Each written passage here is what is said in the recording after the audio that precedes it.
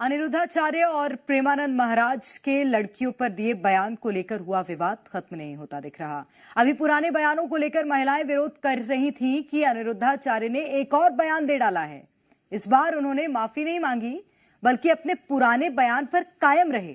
और तो और इस बार भी ऐसे शब्दों का इस्तेमाल किया जिसके बाद ये विवाद अब काफी बढ़ गया है। क्योंकि कलयुग में सत्य नहीं, आप सत्य नहीं बोल सकते। कि आजकल कुछ लोग लिव-इन में रह के गलत करते हैं तो उसका मेरा विरोध कर किया लोगों ने।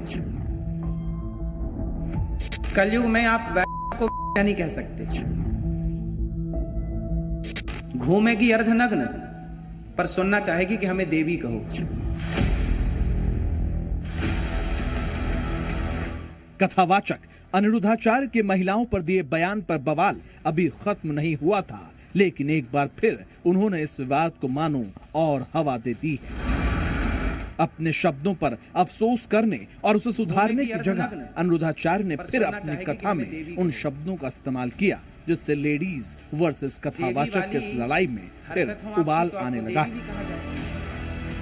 अनिरुद्धाचार्य ने इस पूरे विवाद पर जवाब दिया है और वो अपने दिए बयान पर कायम है। कलयुग में सत्य नहीं, यदि कलयुग में सत्य बोलते हैं तो आपका विरोध करने लग जाएंगे लोग। कलयुग में आप किसी को कह दीजिए कि लिव-इन में रहना गलत है तो आपका विरोध हो जाएगा। क्योंकि कलयुग में सत्य नहीं, आप सत्य नहीं बोल सकते। मैंने बोला तो सत्य कि आजकल कुछ लोग लिव-इन में रह के गलत करते हैं तो उसका मेरा विरोध कर किया लोगों ने। इनको झूठ पसंद है। यदि इनके लिए कह दिया जाए कि आप लिव-इन में रह रहे हैं, सही कर रहे हैं, अरे तो महाराज जी बहुत अच्छे हैं, आप तो हमारा सपोर्ट कर रहे हैं। लेकिन यदि हम कह दें कि नहीं जी लिव-इन में रहना गलत है, आप लोग ही बताइए लिव-इन में रहना सही है कि गलत है? आप कैसी बहू चाहती हो जो लिव-इन में रह के आए? बोलो, क्या आप में से कोई भी मां अपने बेटे के लिए लिव-इन में रहने वाली बहू चाहेगी? इतना ही नहीं, अनिरुद्धाचार्य अपनी बात कहते कहते इसमें और आगे चले गए और इस बार तो उन शब्दों का इस्तेमाल कर दिया जिसको हम आपको टीवी पर सुना भी नहीं सकते। कलयुग में आप को नहीं कह सकते। वो है तो पर सुनना चाहती है कि मैं सती सावित्री हूं। घूमेगी अर्धनग्न पर सुनना चाहेगी कि हमें देवी कहो। देवी वाली हरकत हो आपकी तो आपको देवी भी कहा जाए।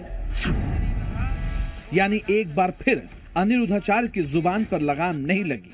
अपनी सफाई देते देते एक बार फिर ऐसे शब्दों का चयन किया जिससे ये विवाद और बढ़ने वाला है। विवाद के बाद भी उनकी कथा में नैतिकता के नाम पर महिलाओं को शूर्पणखा तक कहा जा रहा है।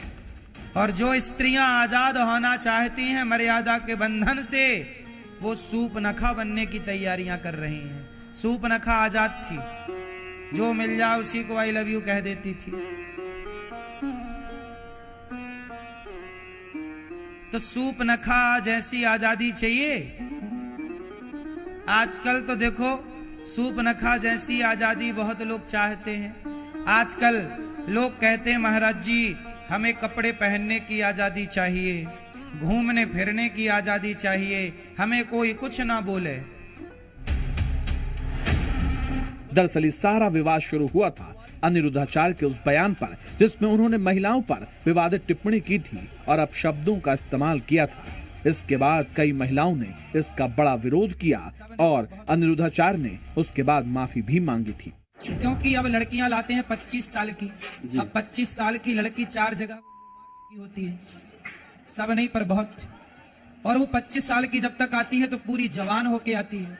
जब जवान होके आएगी तो स्वाभाविक है कि वो अपनी जवानी कहीं ना कहीं तो वो उसकी जवानी फिसल जाएगी। माफी के बाद भी ये मामला शांत नहीं हुआ था और अब अनिरुद्धाचार्य ने इसे और बढ़ा दिया है। अनिरुद्धाचार्य के अलावा एक और संत जिनके बयान पर विवाद हुआ था वो है प्रेमानंद महाराज। वो प्रेमानंद महाराज जहां बॉलीवुड से लेकर क्रिकेट तक के बड़े सितारे आते हैं, लेकिन महिलाओं पर एक बयान के बाद उनका भी जमकर विरोध हुआ था। लेकिन अब प्रेमानंद महाराज ने भी इस पर सफाई दी है। जब 4 पुरुष से मिलने की आदत पड़ गई है तो एक पति को स्वीकार करने की हिम्मत उसमें नहीं रह जाएगी। 100 में कोई 2-4 कन्याएं ऐसी होंगी जो अपना पवित्र जीवन रखकर किसी पुरुष को समर्पित होती होंगी। कैसे वो सच्ची बहू बनेगी? हमारे आचरण बिगड़ गए, हमारे विचार बिगड़ गए, हमारा चरित्रहीनता वही हमको दुख दे रही है। आप विचार करो, संत जन नहीं बोलेंगे, शास्त्र की बात नहीं सुनोगे तो आप सुधरोगे कैसे? जो संतों की बात है थोड़ी कड़वी लग सकती है, लेकिन वो आपको बढ़िया सुधार देगी अगर बात मान जाओगे। महिलाओं पर टिप्पणी के मामले में एक और कथावाचक की एंट्री हुई है जो अभी सोशल मीडिया पर बहुत वायरल है। वो है साध्वी ऋतंभरा, जिन्होंने महिलाओं पर विवादित बयान दे डाला और उन्होंने खासकर रील बनाने वाली और पहनावे को लेकर महिलाओं को निशाने पर लिया है। देखकर शर्म आती है। पैसा कमाओगे तुम, अगर पैसा कमाओगे गंदे ठुमके लगाकर, गंदे गाने गाकर, मुझे समझ नहीं आती उनके पतियों को ये स्वीकार कैसे है, उनके पिताओं को ये स्वीकार कैसे है। पहले अनिरुद्धाचार्य, फिर प्रेमानंद महाराज और अब साध्वी ऋतंभरा, एक के बाद एक कथावाचक और संतों का महिलाओं पर ऐसी टिप्पणियों का सिलसिला खत्म नहीं हो रहा है।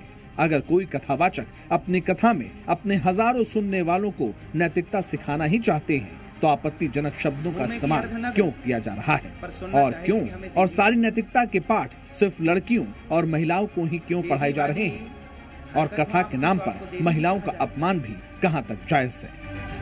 ब्यूरो रिपोर्ट, जी मीडिया।